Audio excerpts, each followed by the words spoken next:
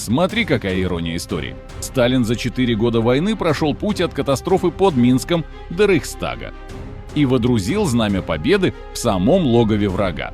Прошло 8 десятилетий, и у нас новый полководец, который так любит примерять шинель Сталина, что уже кажется, он в ней спит. Только есть одно маленькое неприятное «но». К тому моменту, когда Сталин уже курил трубку в развалинах Берлина, Путин, в лучшем случае, курил Беломор где-то возле очередной украинской посадки, которую его армия штурмовала 3 месяца, чтобы, не дай бог, продвинуться на целых 200 метров. Вот такой вот косплей. У одних Берлин, у других Белгородская область под обстрелами и вечная перегруппировка. У одних парад Победы на Красной площади, у других парад мобиков в Иране за дронами. И самое смешное, что параллели со Сталиным проводит не критик, не оппозиция, не Запад, а сама российская пропаганда. То есть они реально сравнивают два события, одно из которых вбило сваи под новую мировую архитектуру, а второе вбило сваи под очередной окоп возле Авдеевки. Если уж так рвутся в сравнение, давайте сравним. Только честно, без кремлевского грима, без пафосных склеек и без аналогов нет. Добро пожаловать на утилизатор реальности. Место, где политическая муть проходит принудительную переработку, а лишний пафос умирает в муках. Тут мы разбираем события без истерик, без лозунгов, но с хорошей долей циничного юмора. Поехали. Если у Сталина главной драмой первых месяцев была оборона Москвы, то у Путина оборона легенды о Киеве за 3 дня. Именно с этого начался весь исторический цирк. Колонны на десятки километров, самолеты, все красиво на бумаге, идеально в военных мультиках и абсолютно всрато в реальности. Украина не просто устояла, она выбила российскую армию из Киевщины так быстро, что Кремлю пришлось срочно придумывать новый жанр военной литературы – жесты доброй воли. Не поражение, не отступление, а жест. Типа, солдаты просто вышли покурить на 300 километров назад, взяли с собой танки, БТРы и командование и решили больше не возвращаться. Там, где Сталин за 4 года дошел до Берлина, Путин за 3 года дошел до плана перемалывать украинскую армию вокруг тех же населенных пунктов, которые даже в России до войны знали только местные почтальоны. И даже это с горем пополам, на пределе логистики, с постоянными переносами фокуса.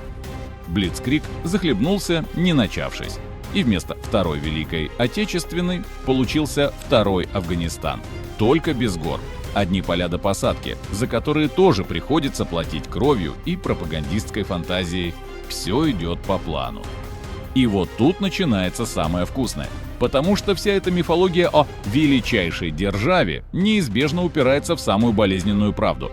Россия последние десятилетия живет в режиме вечного ПГТ, поселка городского типа. Ну реально, страна с ядерной бомбой, а уровень менеджмента как у сонного завхоза из заводского правкома.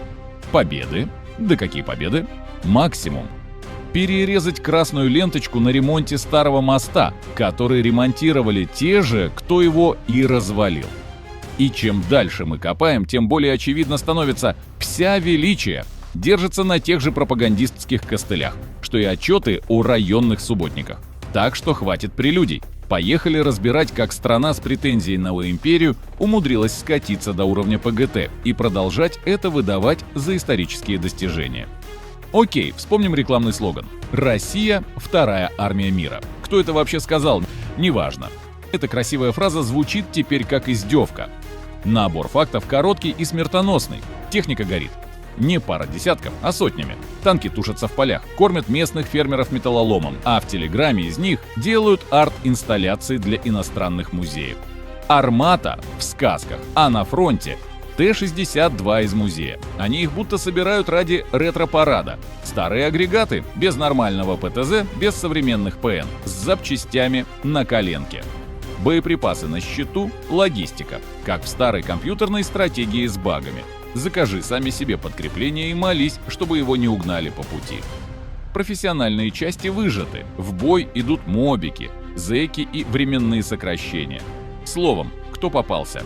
Это не армия, это человеческая мешанина. Флот? Флагман ушел на дно. И никакие «это был пожар» не вернут престижа.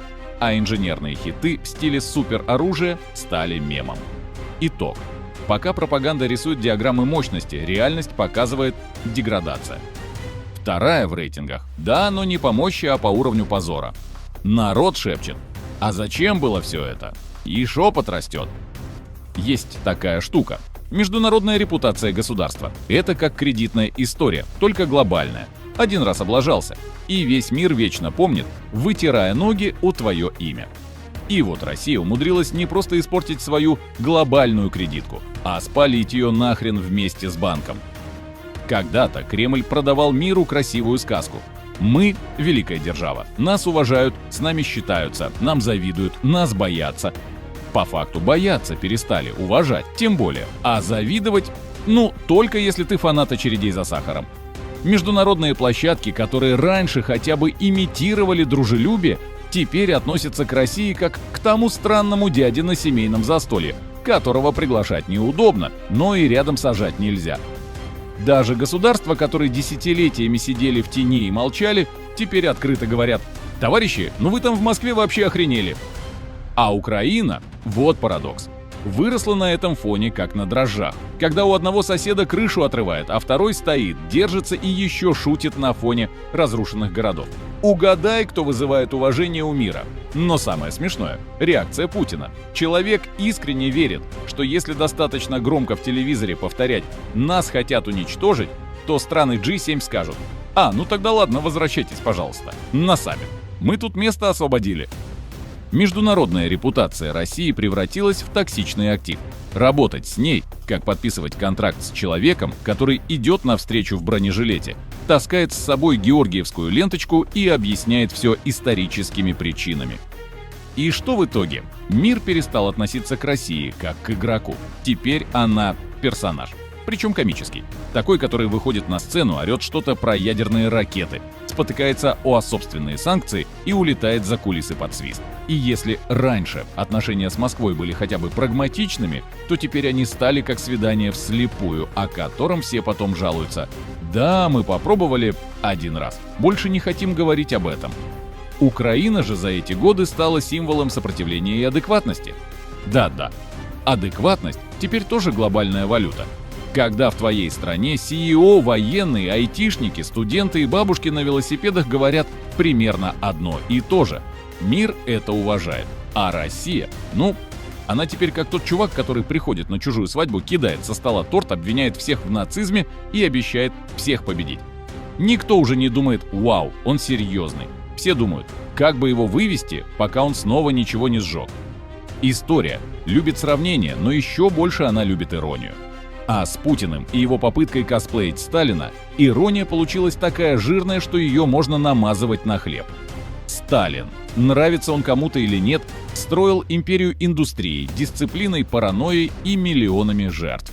Путин строит великую Россию телевизором, фейками, ржавыми танками и выступлениями перед охранниками. Сталин за 4 года прошел путь от разгрома до Берлина. Путин за 3 года прошел путь от Киева за 3 дня до гордости за освобождение очередной посадки. Сталин имел фантомный культ победителя. Путин – фантомный культ обиженного деда, который путает историю с глянцевой брошюрой Минобороны. Получился не Сталин 2.0, а Сталин на минималках. Без индустриализации, без побед, без харизмы. Но с теми же понтами и тем же «мы вас всех похороним», только звучит слабее, чем рингтон на телефоне.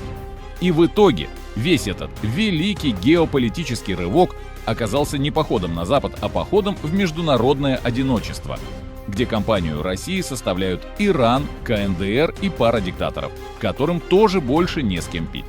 Россия хотела повторить Советский Союз 45-го. Получила что-то между Северной Кореей, поздним Афганистаном и ПГТ под Ростовом. И финальная ирония проста. Сталин вошел в историю как победитель. Путин войдет как человек, который хотел повторить путь победителя. И обосрался на старте, на середине и на финише. Не собиратель земель, не то историческая фигура, а мем, который думал, что играется в великого вождя.